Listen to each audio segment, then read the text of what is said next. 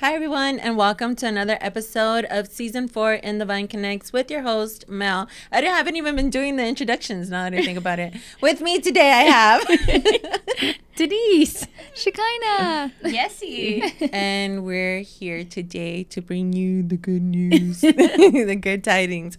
Okay, so we're going to continue on with our impartation. And so episode 2, Shekinah and Yesy talked about, the stuff that they like to impart to people. And so this time it's going to be Denise and I. However, we got to do the panel question. And so the panel question, do you have it up? Yes. What is it? Oh, have you made new friends this year?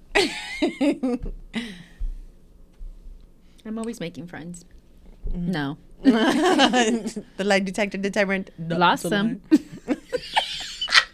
Lost some. Okay. What about you, ladies?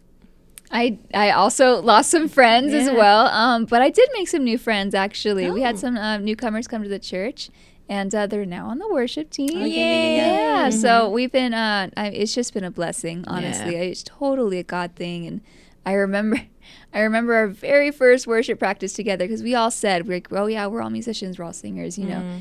And our very, very first practice together, we all start singing, and she stops and she looks at me and she goes, "Thank God you can sing." I was so nervous, and I looked at her, I started cracking up, just like we were belly laughing. We were laughing so hard, and I was like, I thought the same thing with you. I was like, Lord, goodness. Please let her be able to sing, because we're the only two singers right now. And I was like, please let her be able to sing. I was like, I don't want to carry this team. And then she said, like, word for word, all of my concern. She was just like, I don't want to carry this team. So honestly, we just formed a bond. We were so ecstatic. Like, we both heard each other's voices. We blended so well. I'm so excited for this worship team to start forming and coming together. And it was just it was the funniest moment, but it was also just such a heartwarming moment.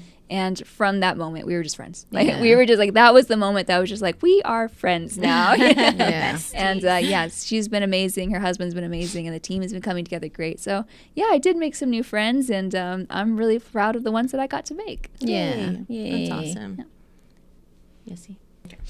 Yeah, I'm strengthening my friendships that I already have, and I'm thankful for them and grateful for them. Even all of you ladies here, I've learned so much from you guys, and I feel like I am on another level with you guys. I would hope so. Oh, yeah, I would hope you guys would feel so too. I mean, it's been a year. Sure. Yeah, it's been a year.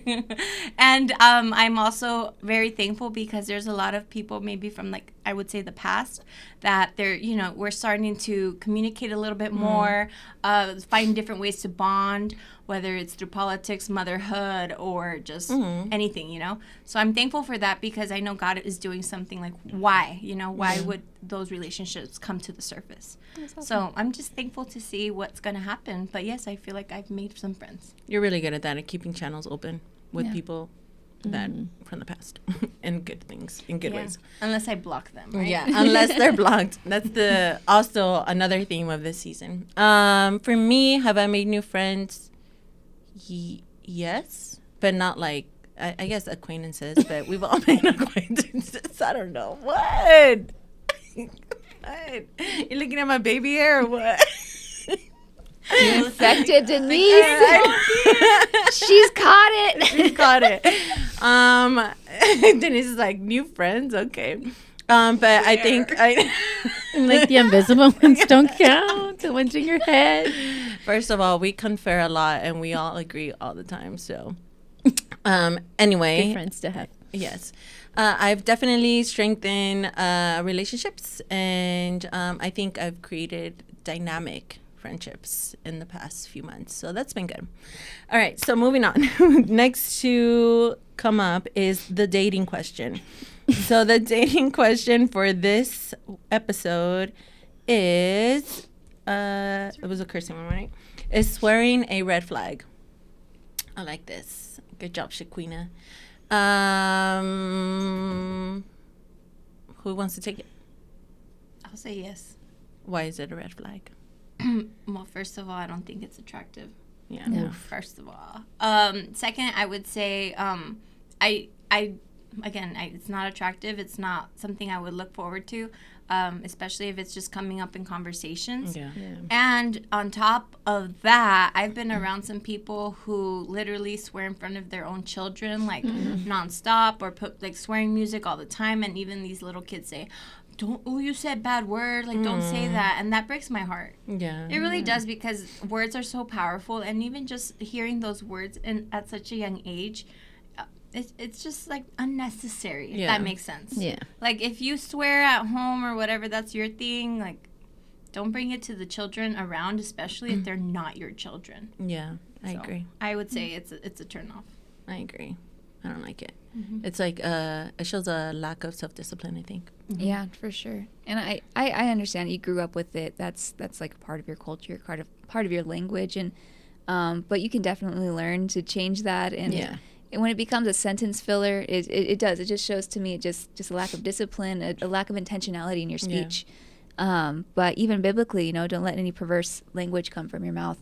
And swearing definitely falls in line with that. So yeah, I'm not a fan of swearing at all. I'm grateful that I grew up in a home and in a family where there was zero swearing. Even like those who would really say that they're like strong Christians, they just never swore, because that wasn't a part of our culture. That was just we never used that. So it was never a habit that I learned or developed, and I'm very grateful for that. I got teased a lot in high school, and I got teased a lot in some of my workplaces because, she doesn't swear, and like it became like a game. Let's try to get Shekinah to swear. Oh my goodness. That's interesting. But you know what? Honestly, I stood firm. I've never sworn, and so yeah, definitely that's a conviction for me.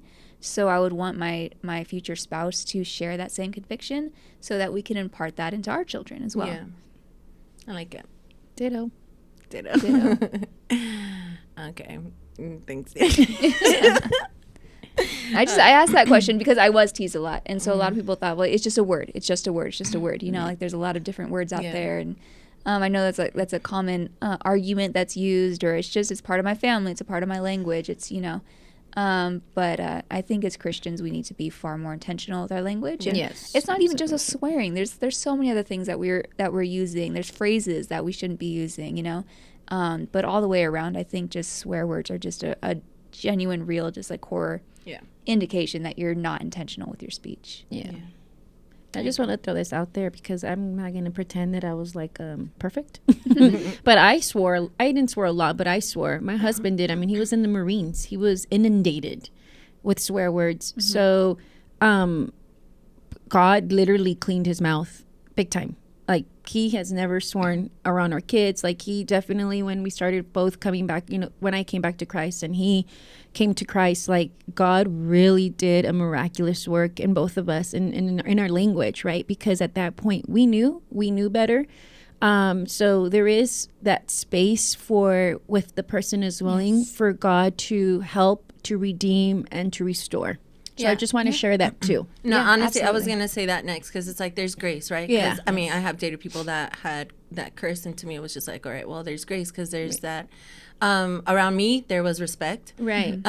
So there was never like, oh, well, you don't like it, well, that's too bad. Right. You know what I mean? There was always that level of respect. So I think it really goes case by case, right? I'm not going to write somebody off just because, I sin differently, right? I'm not perfect. And so I think having that understanding, even the people around me, like at work or whatever, they curse in their personal time, but when I'm in the room, they do their best to not want to do it. Yeah. And so I think it comes back to that. Like, I don't necessarily I'm sure we can all agree, we wouldn't write somebody off because they're swearing. No, absolutely not. But I would prefer that you wouldn't curse. Absolutely. But yeah. So there's that. I understand sometimes people get mad. Yeah. Stub your toe. Stub your toe. And like I said, when you grow up with it, of course it's gonna slip. Of course it's just part. It's in there. And so I'm glad that you brought that up, because it's not like I hear one swear word and I'm just like, never mind, come on. No, there is absolute grace. It is a part of our culture. It's a part of, unfortunately, and it's just a part of what we're dealing with in the world. Yeah. All right, ladies. Next, Denize. Hello. How are you doing? Fantastic. You doing good? Good. Could use some coffee, but here we are. Here we are. Coffeeless. Coffeeless. But I have water. Yeah, you do. H2O, guys. Thank you. Drink up. How does it go? I'm just kidding. Because everybody's here is good tonight.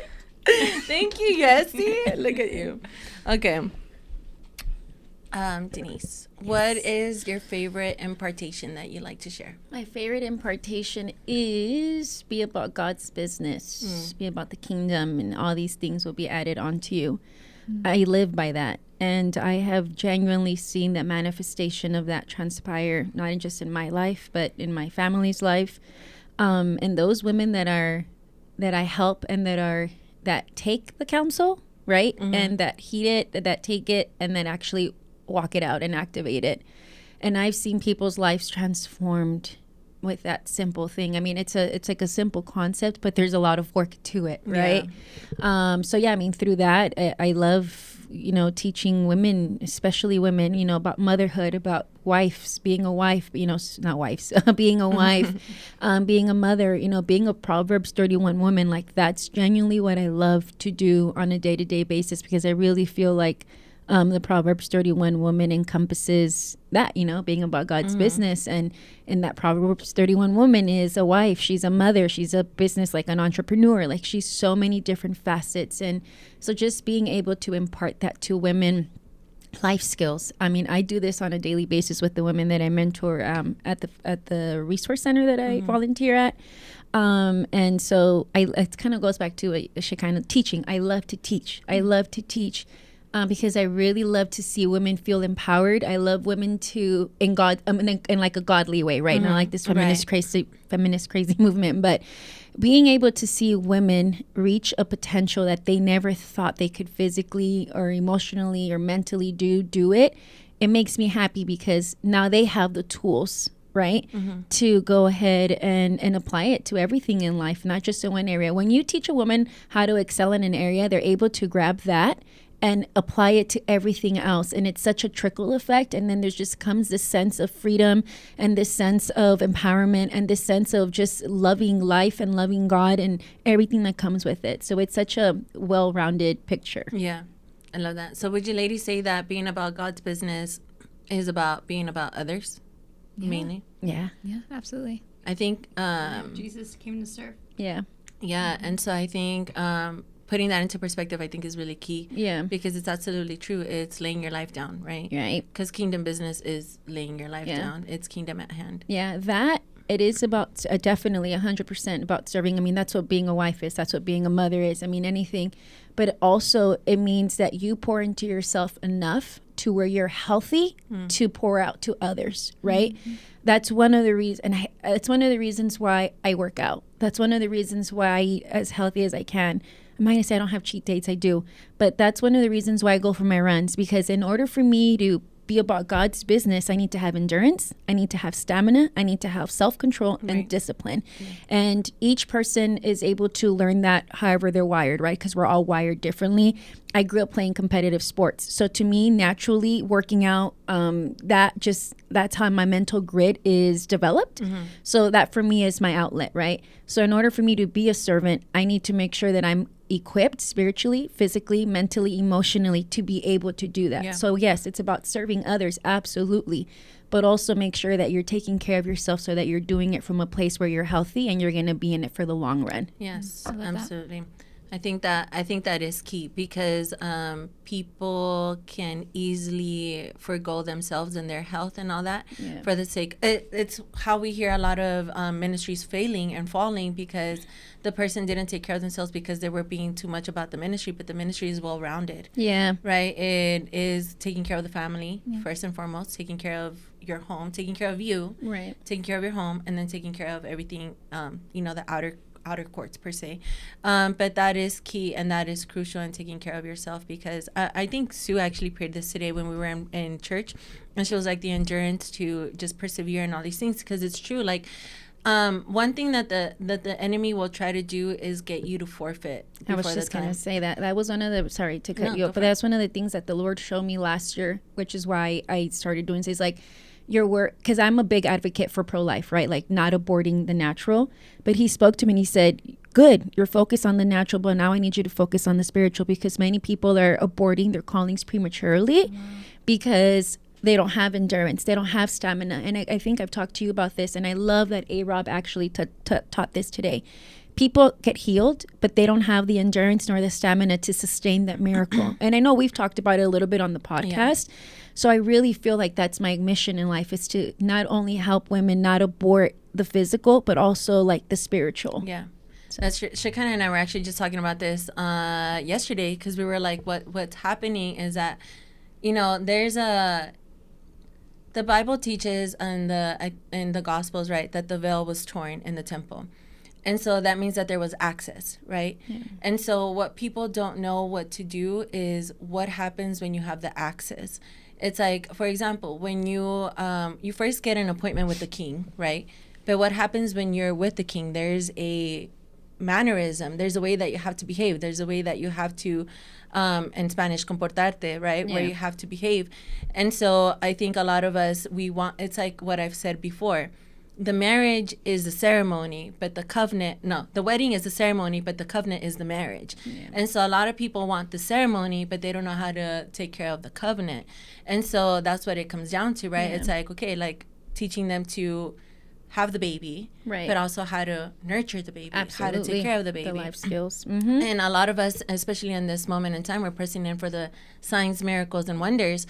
But it's what A-Rob was teaching a few Sundays ago, where it's like, you know, it's going to look messy. And so when the Holy Spirit breaks out, it's never it's never going to look the way that we expect it to look. It's going to look according to what the Holy Spirit wants it to look.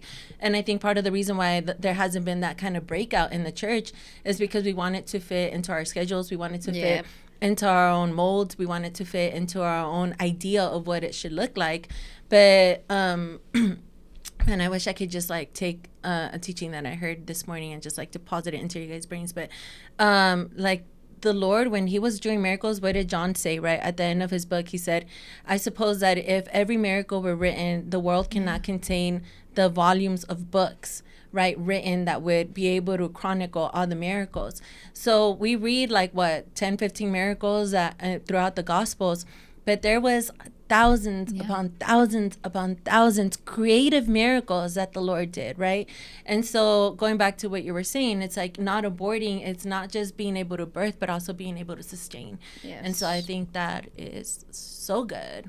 Yeah. I just want to also add, the timing, right? So when you're really about God's business, he will multiply your time substantially. It's so crazy. But when he multiplies that time, do you have the endurance and the stamina? And I've seen God be able to multiply my time because he can trust that I'm going to endure and that I'm going to have the stamina to do so. Yeah. And so I want to emphasize that, because I know a lot of times we like psych ourselves out. And it's like, what are you doing? Are you being a good steward of the time that the Lord is giving you, right? Or are you just sitting down like watching TV? Or I'm not saying you don't, right? But you can't. But it's like, what are you doing with that time, right? Are you being a good steward? Because he's going to multiply that blessing. He's going to give you seed by seed by seed. And if you're, stewarding that seed properly, there's going to be a great harvest in it. So I think that's important. It is, that's absolutely. Good. I also want to say, Denize, you've shared before that, after you go and you minister to these women, you go back to your car heartbroken. Oh, yeah. I cry. Yeah. I do. Yeah. And it's like you still do it. Yeah. Thank you. I want to just commend her for that. Thank you. Then on top of it, I'm sure there's just such a great reward when you hear God's goodness in their life. But the fact that you're willing to go in every day and be like, I'm going to get my heart broken today, but let's do this. Yeah. For sure. That's why I work out. In 110-degree heat. Yeah. Quite literally. Yeah. I love it. Anything else you ladies would like to add? I want to hear about you now. Yeah. Okay. So for me, one of the things that I am a big advocate for and that I love to impart, and I know it's going to sound really simple, but it's really just the concept of staying. And I remember this was actually taught to me when I first started coming to the church. So to me, intercessory prayer has always been like, that's been where I started hearing the Lord's voice and all that good stuff. And so I remember, when you're in that place, you just want to hear the Lord and you want to do all these things and you see people moving on ahead and you see all these things. But one thing that the Lord has worked with me, especially because of my upbringing, where it gets really easy to just like abort. It gets really easy to just like leave the hard things and stuff. It's the concept of staying.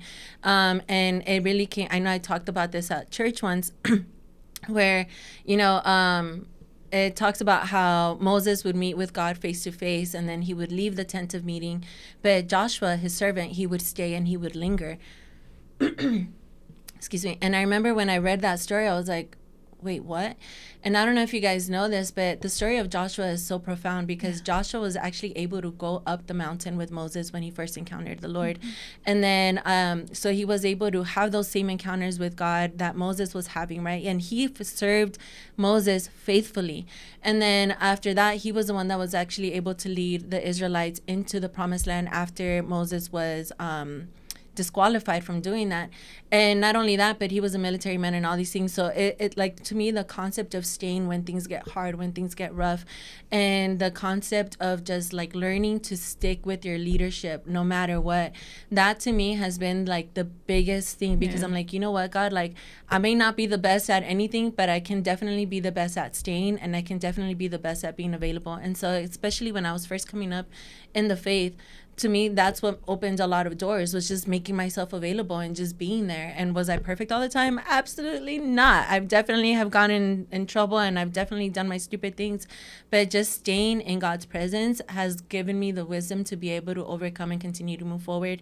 And honestly, staying has actually what has cultivated the best relationships in my life, because and this is boasting on the Lord, honestly, because in my own flesh, there's been many times where I've wanted to run away.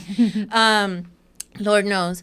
But in staying, it has proven me faithful. And sometimes I don't even know what I'm doing. Like sometimes, you know, what we were saying in the last episode, where I don't even know how I showed up sometimes, you know, like some of the opportunities, but I just knew that I saw a lack, because that's something also that we've been trained in, is when you see a lack, do something about it, right? And so it's just doing that. It's the concept of staying and learning to hear the Lord, the voice of the Lord, and pushing through the awkward, and pushing through the five senses, and pushing through the pain, pushing through the uncomfortableness. And there's been times where I've been very embarrassed through my own doings. There's been times where I've been very humiliated. There's been times where like I've had more lows than I've had highs. But honestly, the way that I've been able to encounter God's presence because of that, I'd go through the embarrassment all over again, you know, because God can trust you with that. And so to me, that's what I love to impart. And that's, I think, one of the things that I've just because it's closer to home with my niece, I'm like, you know, just make yourself available and always show up and always leave the place better than how you found it. And to see how that has opened the doors for her, I'm like, dude, like, I'll do whatever I need to do again. Like, I'll learn to stay all over again if it allows my generations, right, to be able to move forward in a deeper, profound way. And in staying, right, as I've seen my family respect the Lord more. I've seen my family come to the knowledge of the Lord more.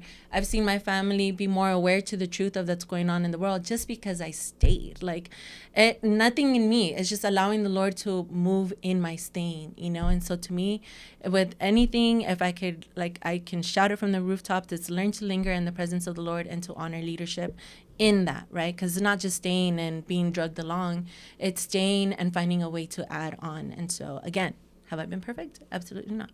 But have I tried? Yes. And so I think to me is that. Thank you. Fiend. That was really good. And you are really good at that. You are really good. She's our lead intercessor at our church, by the way. And we definitely get to see that play out in our church in a huge way. And she does. She imparts into each one that shows up for prayer every Sunday morning. And she's there faithfully, like even a half hour early before. No, an hour early. Lately it's been half hour. Either way, she's faithfully there early. Just praying for everyone, praying for the church, and praying on behalf of people. And she leads by example. And so I love that you shared that, because we get to see it. We get to witness it. Not only do we get to see it, but we get to be a part of it. And it's just such an honor. Thanks. Absolutely. Okay. So with that being said, tip of the week. Tip of the week. Let's see what it is. What is it? Tip of the week is, who in your life does something that you wish you were better at? Huh? So, for example, like, how can I say this? Like, let's say someone who in your life does something better than you? Like, let's say, for example, basketball. Yeah. So somebody that plays basketball really well, for the sake of example, and you're like, okay, like I want to learn how to do that. How is... Okay, how about let me reward it. Yes. Let me reward this, okay? Find something that you want to be better at and find the person that does that and ask them to impart that into you. Good. Better? Better. Okay. The other one sounded a little bit off-putting. All right. So find somebody that you want to learn from and attach yourself to them. Yes. You're welcome. That's what it means. That's the tip of the Be a week. leech. Yeah. No leech. Be a student. Yes. There you go. All right, you guys. Thank you for tuning in. We hope that you were blessed by this, and we'll see you next week. Bye. Wait. It's Denise's birthday this weekend. Yes, that's so true. Denise, goodness. how old are you turning? I'm just kidding. I'm kidding. Respect cut. What are you going to do? I don't know yet. Temecula? Catch me at Temecula. Yes. Whatever you do, we know it's going to be good. It's going to be fun. Yeah, I'm sure my husband has something amazing planned for me. That's right. He does. If we know Mike, If we know Mike, we know that he does. we know he does. Yes. In I'm Jesus' excited. name. So make sure you guys wish her happy birthday Yes. on the section below. All right. Bye, you guys. Bye. Bye. Thank you for listening. If you like this episode or we answered any of your questions, or you have a question you would like discussed in future episodes, let us know in the comments or share on social media at inthevine.connects. And be sure to hit subscribe so you won't miss out on the amazing content and guests we have lined up for you. To find out about our upcoming events and more, please visit our website at www.inthevine.org.